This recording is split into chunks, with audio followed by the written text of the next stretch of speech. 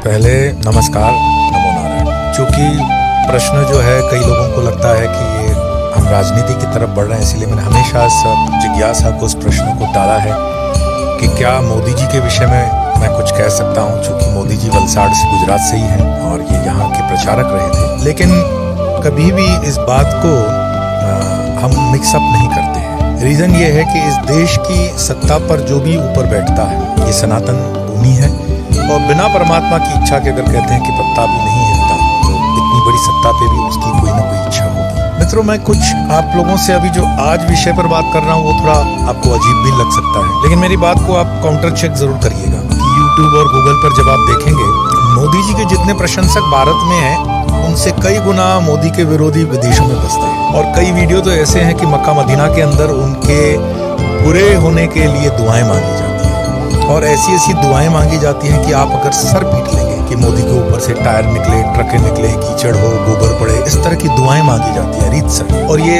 हिंदुस्तान को छोड़कर बाकी अन्य दूसरे विधर्मी देशों में तो बहुत होती है। तो अगर ये मैंने जैसे वीडियो बनाया है कि नजूम होता है या दूसरी विद्याएं होती हैं, जादू होता है, तो फिर मोदी जी के ऊपर उसका असर क्यों नहीं होता है?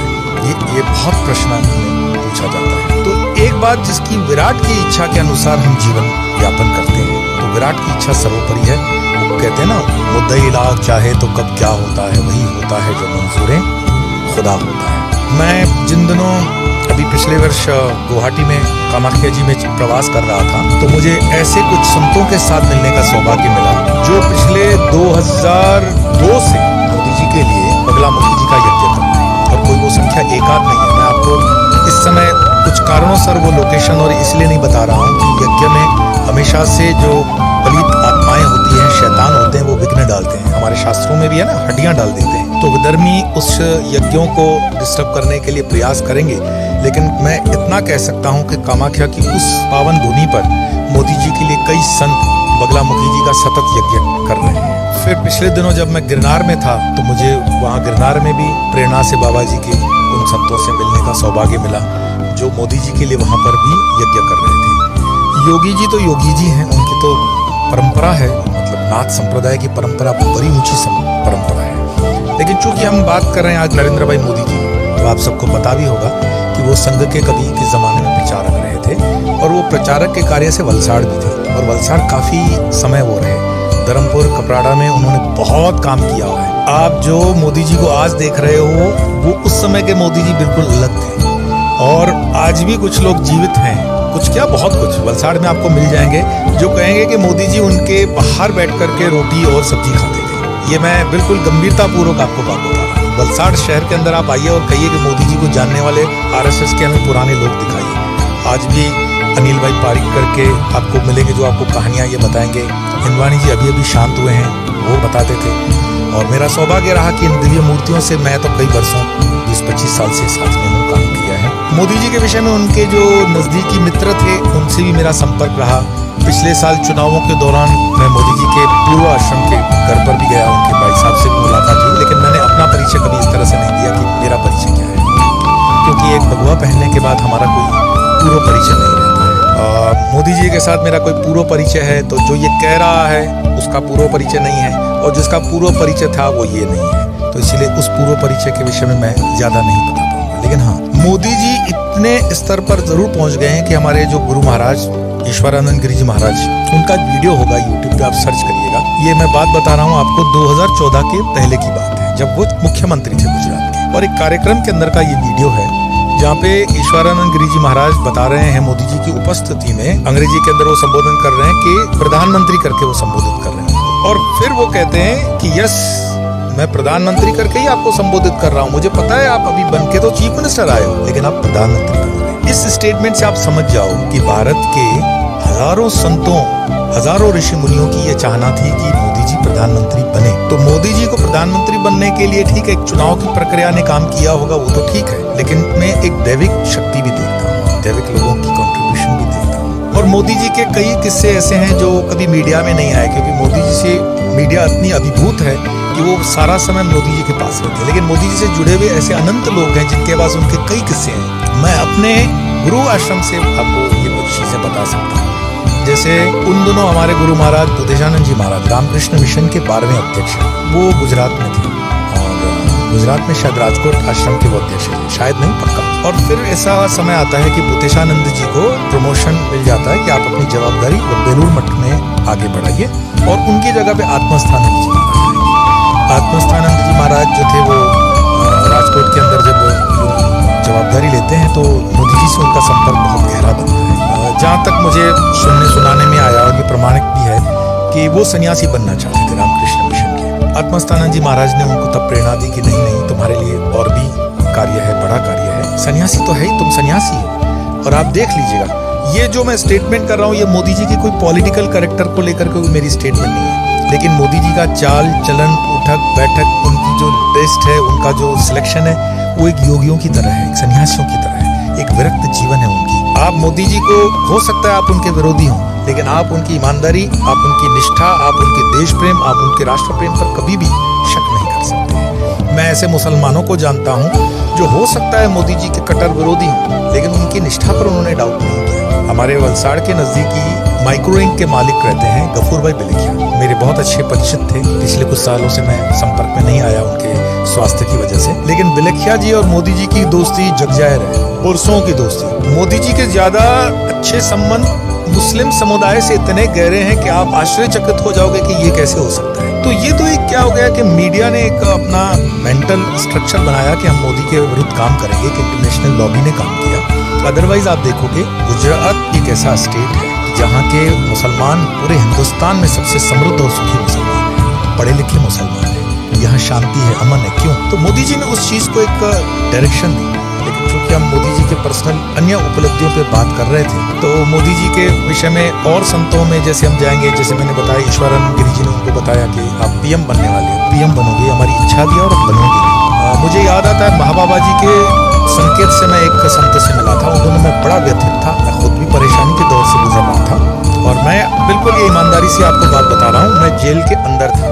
यही भगवा आतंकवाद का केस मुझ पर जो लगाया गया था, गलत केस था। तो एक एसपी मेरे से मिल गए, आज भी उन जेलों के सारे एसपी मेरे अच्छे परिचित हैं, कई मेरे संपर्कों में भी रहते हैं एज ए स्पिरिचुअल पर्सनैलिटी, चूंकि मेरी स्पिरिचुअल लाइफ अंदर रही। तो मुझे याद है वो एक होम सेक्रेटरीट से भी एक अफसर था, ये क्वेश्चन सेम ही था। तो टॉर्चर के बाद उन्होंने पूछा, उस समय यूपीए की सरकार थी और दूर दूर तक ऐसा लग नहीं रहा था कि यूपीए सरकार इस देश से जाने वाली है और बीजेपी पे आने की कोई संभावना नहीं थी। ये 2012 की मैं आपको बात बता रहा हूँ। तो मुझे पूछा गया कि तुम्हें क्या लगता है इस देश में क्या बीजेपी आएगी? तो मैंने कहा बिल्कुल, आप लिख के लीजिए 2014 के अंदर बीजेपी आ रही है। मैं तो अंदर था, कोई मेरे पास सुविधा दूसरी थी नहीं। तो उन्होंने कहा अच्छा इतना तुम्हें कॉन्फिडेंस है तो बताओ 2014 में अगर बीजेपी जीत रही है तो तुम्हारे कैंडिडेट तो बाहर लड़ रहे हैं। और उन दोनों अडवाणी जी बड़ी लीड ले रहे थे। एक समुदाय चाहता था कि मोदी जी को आगे किया जाए, एक वर्ग मतलब चाहता था, और कुछ जो वृद्ध वर्ग था वो चाहता था अडवाणी जी रहे। उन दोनों सुषमा स्वराज जी भी थी,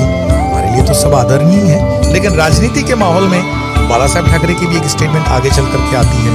तो माहौल कुछ ऐसा कंफ्यूजन था कि पता नहीं कौन प्रधानमंत्री बनेगा। तो जब उन अफसर ने मुझे पूछा कि तुम्हारा तो ठिकाना नहीं है, मतलब लोगों का कौन प्रधानमंत्री बनेगा, आपस में लड़ मर रहे हो, कैसे कहते हो कि बीजेपी जीतेगी? मैंने कहा बीजेपी जीतेगी और नरेंद्र भाई मोदी जी प्रधानमंत्री बनेंगे। उनको बहुत गुस्सा आया, बोले तुम पागल हो चुके हो। अब मैं उनको ये नहीं बता सकता था कि मुझे जिस व्यक्ति या जिस पर्सनैलिटी या जिस शक्ति या जिस दिव्य आत्मा या जिस दिव्य पुरुष ने ये संकेत बताया, आई डोंट डाउट, मुझे उन पर कोई शक नहीं था। और बड़ी निष्ठा और श्रद्धा से मैंने कहा कि मोदी जी प्रधानमंत्री बने। तो उन्होंने अपने उस ईगो में कहा कि ठीक है, अगर ये बात सच होती है तो मैं आपको प्रणाम करने इसी जेल के अंदर आऊंगा। मैं नाम फिर भी नहीं बताऊंगा क्योंकि आज भी शायद वो सर्विसेज में है और सीनियर सेक्रेटरीट में हो सकते हैं, वो मेरा कोई संपर्क अभी नहीं है। और उन्होंने अपनी जबान निभाई। 2014 के अंदर मोदी जी प्रधानमंत्री बने और वो मुझे मिलने के लिए जयपुर जेल में आए थे बड़े आदर के साथ। उस वक्त के तत्कालीन सुप्रिंटेंडेंट के सामने उन्होंने अपने जूते उतारे, सुप्रिंटेंडेंट देखते रह गए। शाम को 7:30-8 का समय हो चुका था, सारी जेल बंद हो चुकी थी। बावजूद उसके मेरे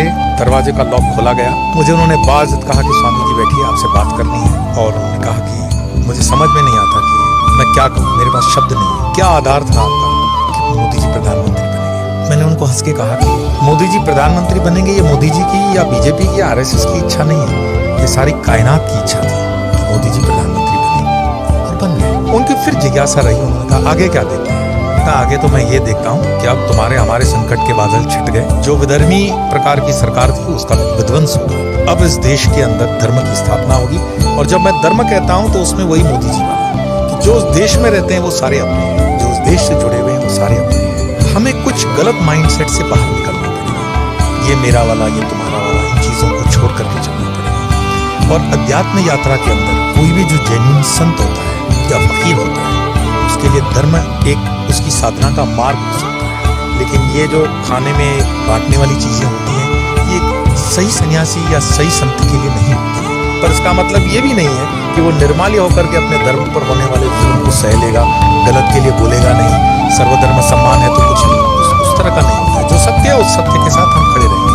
कारण धर्मो रक्षते रक्षता होता है। अब धर्म सत्य के साथ रहता है। तो मोदी जी का संक्षिप्त में अगर मैं बताऊं, एक हमारे नरियाद के उनके मित्र थे उस जमाने के।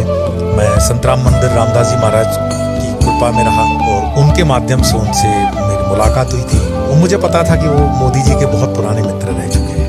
अब तो वो शरीर में नहीं है। गाड़ी उनकी सरनेम थी, वकील भी थे वो पेशे से। मैं उनके घर रुक चुका हूँ 2 रातें। अच्छा पुराना हवेली वाला मकान था उनका संतराम मंदिर के विस्तार में। तो मैंने कहा आप मोदी जी के उन संस्मरण को हमारे साथ शेयर करिए कुछ उन दिनों जिन दिनों मोदी जी कुछ विशेष नहीं थे। तो बोले उनका सेंस ऑफ ह्यूमर, उनके शब्द का चयन, उनकी स्पॉन्टेनियस जो एक कला है, मतलब वाणी से लेकर के, वर्तन से लेकर के, विचार से लेकर के, उनके वैराग्य से लेकर के, आप शब्द बताते जाइए और एक एक शब्द उनके जीवन में उतरता है। वो ऐसे व्यक्तित्व है। मैंने कहा क्या लगता है ये जो सीक्रेट है उसका क्या हो सकता है? तो उनकी बातों से मुझे लगा कि he is a man of character. आप मोदी के विरोधी हो सकते हैं लेकिन मोदी जी के कैरेक्टर में आप एक भी 0.001% भी आक्षेप नहीं कर सकते। और बड़े बड़े धुरंधर विरोधी विपक्षी दलों के नेता इस चीज के लिए ललायत होते हैं कि मोदी जी के कैरेक्टर पे हम कुछ कर सके। आप कुछ भी हल्की बातों का कमेंट कर सकते हो लेकिन मोदी जी का कैरेक्टर इतना पावन है। ये ब्रह्मचर्य का मुझे लगता है कि सटीक एक एग्जाम्पल है। मोदी जी के जीवन का खान पान रहन सहन, आपको वो याद होगा कि ओबामा से मिलने गए हैं और नवरात्रि का उपवास है, अमेरिका की धरती है और वो 9 के 9 दिन शुरू से ही, ऐसा नहीं कि वो आडम्बर अभी उन्होंने कोई नवरात्रि चालू की होगी, नहीं। मोदी जी की तपस्या, मोदी जी का ध्यान, मोदी जी का योग, मोदी जी का ये सब कुछ पहले से ही रहा है। जो उनके पुराने लोग उनसे जुड़े हुए वो हमेशा कहते थे मोदी जी एक झोला डालते कंधे पे, उनके 2 कुर्ते रहते। संघ के जिन स्थानों पे वो रहते थे वो पुराने लोगों से मैं मिला हूँ और मैं बड़ी प्रामाणिकता से कहता हूँ कि परमात्मा अपने उस किरदार को चुनता है जो नेतृत्व करेगा, तो उसके अंदर नेतृत्व की वो क्षमता भी तो हो, उसका कैरेक्टर भी तो हो। अगर आपके पास कैरेक्टर नहीं है तो लक्षणों के ऊपर लक्ष्मी होती है, कर्मों के ऊपर कृपा होती है। आपके अगर लक्षण नहीं है तो लक्ष्मी भी नहीं टिकेगी। कई लोग कहते हैं ना हमारे पास लक्ष्मी नहीं आती है, आपके लक्षण ठीक नहीं है भाई। और कृपा तब होती है जब आप वो कर्म करते हो। तो लक्षण भी मोदी जी के और कर्म भी मोदी जी के, उस पर आप कभी डाउट नहीं कर सकते। आपको लगता होगा मैं मोदी जी को कुछ प्रमोट कर रहा हूँ, लेकिन बात ये नहीं है। बात यह है कि आप अपने जीवन में जीवंत आध्यात्मिक व्यक्तियों को देखें, समझें और सोचें कि आध्यात्मिकता क्या होती है, ब्रह्मचर्य क्या होता है, जीवन में चलने का क्या तरीका हो सकता है। माँ के प्रति आपने उनका प्रेम देखा, ये प्रधानमंत्री बनने के बाद नहीं था, शुरू से ही वो माता के लिए उनका वो स्नेह, वो प्रेम रहा। और माँ का भी आपने कैरेक्टर देखा होगा। अगर ये दूसरे दल की माँ होती ना तो आज तक तो दिल्ली में उनके नाम पे 50 चौक बन गए होते। लेकिन उस माँ ने जो त्याग तपस्या की जीवन समर्पित करी है इस राष्ट्र को, आने वाले सालों में आप देखेंगे कई बच्चे उनके जीवन पे PhD करेंगे। ऐसे अनंत कई एक्सपीरियंसेस हो सकते हैं, पर मुझे लगता है कि हमें जो उनके जीवन से सीखना चाहिए। मरने के बाद तो देखिए हाथी जिए तो लाख, मरे तो 1.25 लाख। तो हम कहते हैं, किसी ने ओशो से पूछा था कि भगवान बुद्ध जब थे तो बुद्ध के समय में उनको लोगों ने भगवान पहचाना क्यों नहीं? अब मेरे शब्दों पे ध्यान दीजिएगा। ओशो वही मंच से कह रहे हैं बुद्ध सदैव से रहे, बुद्ध सदैव रहेंगे और बुद्ध इस समय भी तुम्हारे साथ है, क्या तुम पहचान पाओगे? ओशो का उस समय भी संकेत था कि तुम्हारे साथ जो बैठा हुआ है वो बुद्ध है। बुद्ध ऐसा नहीं होगा कि बुद्ध जो हम गौतम बुद्ध जानते हो, बुद्ध मीन्स एनलाइटमेंट, अपने जो परिकाष्ठा पर पहुंच गई अनुभूति, वो सब बुद्ध है।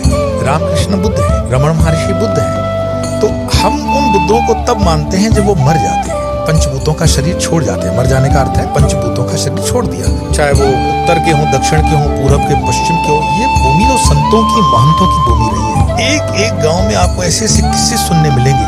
मैं इसके लिए हमेशा युवाओं को बोलता हूँ कि कमा तो लोगे तुम जीवन में, थोड़ा सा इस देश को भ्रमण करके देखो, थोड़ा सा इस गाँव की दूरियों को चाट कर देखो, अपने सर पर लगा कर देखो। इस देश की नदियों का पानी पी के देखो तो देखो ये देश कितना महान है। मैं विदेशों को छोड़कर यहाँ क्यों बसा, क्योंकि इस देश से महान कोई देश है नहीं। और फिर वो शोभे शब्दों का मैं सहारा लूं कि जब जब भी तुम्हारी आध्यात्मिकता ऊंचाइयों को छुएगी, तुम दुनिया के किसी भी हिस्से में रहोगे, तुम्हें हिंदुस्तान आना पड़ेगा, भारत आना पड़ेगा। कभी पाकिस्तान वाला विस्तार भी वो हमारा आध्यात्मिक विस्तार था और आज भी है, भविष्य में हो जाएगा, वो भी उतना ही आध्यात्मिक रहा। लेकिन कुछ पलित आत्माओं ने वहां पर गंध फैला रखी है। बांग्लादेश का तो सुनो राजधानी ढाका है, माँ ढाकेश्वरी के नाम पर ढाका तो चैतन्य भूमि है, शक्तिपीठ है। श्रीलंका में जाइए, राम की भूमि, श्री रावण की भूमि। मैं श्री रावण बोल रहा हूँ, बड़ी गंभीरता से बोल रहा हूँ। आप रावण जला करके जो देखते हो और तमाशा लेते हो या अपशगुन करते हो, कभी भी रावण जलता हुआ मत देखना, क्योंकि रावण की जलते हुए देखने की आपकी काबिलियत क्या है? महापंडित है। उस महापंडित के आदर में हाथ जोड़कर खड़े हो जाओ, जिसकी मृत्यु का कारण स्वयं श्री राम बने, वो साधारण नहीं हो सकता। तो इस तरफ जाइए, चाहिए नेपाल, गोरक्ष की भूमि है। आज भी गोरक्ष के नाम से गोरखे होते हैं, गोरखा समुदाय गोरक्ष के नाम से शक्तिपीठ है। तो ये भारत का जो मानचित्र है अपने आप में पूर्ण रूपेण एक ज्वलन प्रज्वलित शक्तिपीठ है। और यहाँ पर पैदा होने वाला ब्रह्मानंद जी, जैसे महाराज कहते हैं रामकृष्ण परमहंस के मानस पुत्र, कि वृंदावन और काशी में अगर किसी का कुत्ते का भी जन्म होता है ना, वो जन्म भी तुम्हारा ऋषियों के ऊपर का जन्म है। ये भूमि ऐसी है, यहाँ का अगर तुम जूठा अन्न भी खा लोगे ना, तीर्थों का पावन हो जाओगे। यहाँ की नदी में बहता हुआ एक एक बूंद बूंद पानी अमृत है। यहाँ की चलने वाली पवन में गीतों का जो चलता है, भागवत रामायण की चौपाइयां हैं। तो ये इस देश की विशेषता है। मैंने मोदी जी का मात्र इसीलिए उल्लेख किया ताकि इस शरीर में आप जो कहते थे कि किसी से दिव्य पुरुष के दर्शन करें, मोदी से स्टार्ट किया है और कई ऐसे महापुरुषों को आपके सामने लाऊंगा जो शरीर में इस समय आपके पास है। आज इतना ही, फिर मिलेंगे इसी चैनल पर। स्वामी।